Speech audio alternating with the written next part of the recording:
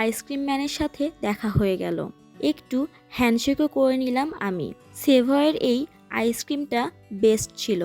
মেলায় এই একটা মাত্র খাবার খেয়ে আমি স্যাটিসফাইড হলাম। কারাপণ্য থেকে 150 টাকা দিয়ে একটা পাপোশ নিলাম। হ্যালো এভরিওয়ান, দিস ইজ মাফরুন জান্নাত, ওয়েলকাম টু মাই ভ্লগ। কারাপণ্য হচ্ছে কারাবন্দীদের হাতের তৈরি জিনিস। আমার মনে হচ্ছিল এই একটা মাত্র স্টলে সব কিছুর প্রাইস অনেক রিজনেবল ছিল।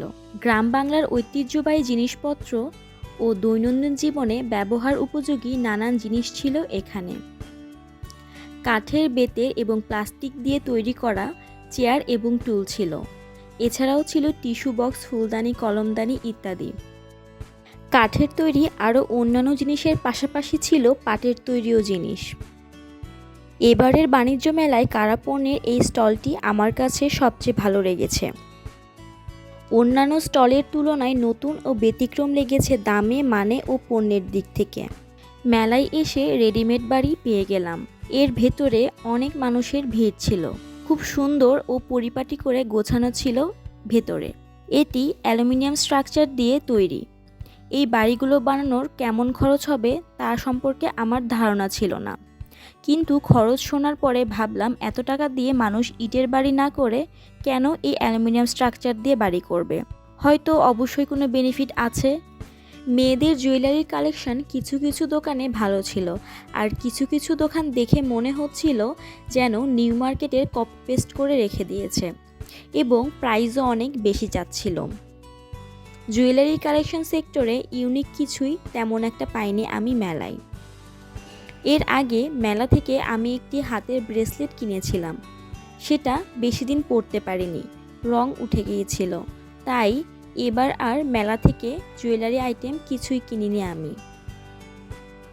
মেলায় নতুনত্ব থাকবে এবং সব সময় পাওয়া যায় না এমন জিনিস বেশি থাকবে, এটাই সবার আশা থাকে, কিন্তু সেই আশা হতাশায় পরিণত হচ্ছে। ছেলেদের জন্য পাঞ্জাবির কোটি এবং কোট প্যান্টের কয়েকটা স্টল ছিল। ছেলেদের ড্রেস ও অ্যাক্সেসরিজের স্টল মেলায় সবসময় খুব কম থাকে কেন সেটা আমি জানি না। তবে এই স্টলগুলো থেকে আপনি আপনার বডি সাইজের সাথে মিলে গেলে এবং একটু দামাদামি করলে খুব কমের মধ্যেই কিন্তু কিনতে পারবেন এই কোটি ও কোট প্যান্টগুলো। কাপড়ের কোয়ালিটি সম্পর্কে কিন্তু আপনার ধারণা থাকতে হবে, কারণ এখানে খারাপ ভালো সব রকমের কাপড় একসাথে মিক্স থাকে।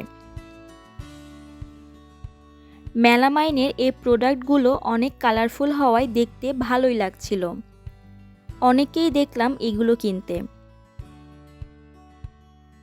ক্লাসিক্যাল হোমটেক্সে এসে বাগমামার সাথে দেখা হয়ে গেল। এখানে সুন্দর সুন্দর অনেক পিলো এবং কমফোর্টার ছিল, কিন্তু এগুলোর প্রাইস আমার কাছে মনে হচ্ছিল অনেক বেশি। এর চেয়ে স্বপ্নের কমফোর্টারগুলো অনেক রিজনেবল প্রাইসের মধ্যে পাওয়া যায়। Thanks for watching. Please do like, comment and subscribe my channel.